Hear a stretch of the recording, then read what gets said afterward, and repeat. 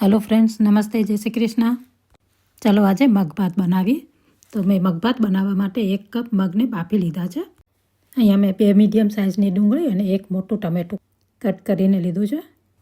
મગ વઘારવા માટે પેનમાં 1 ટેબલસ્પૂન ઘી નાખ્યું છે।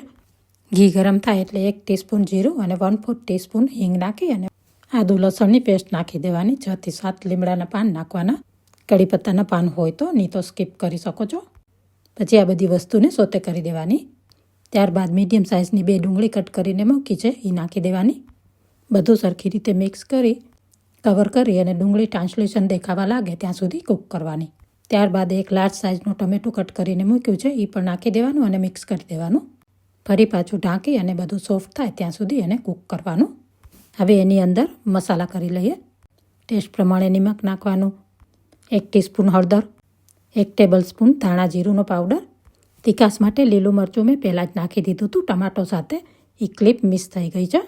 બધું મિક્સ થઈ જાય એટલે એની અંદર મગ નાખી દેવાના બાફેલા।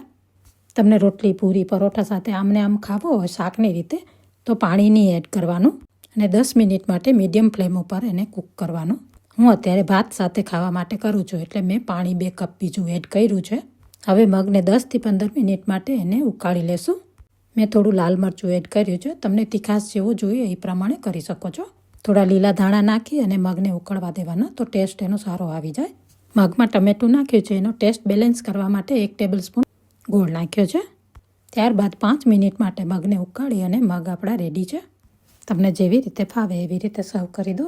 Thank you for watching.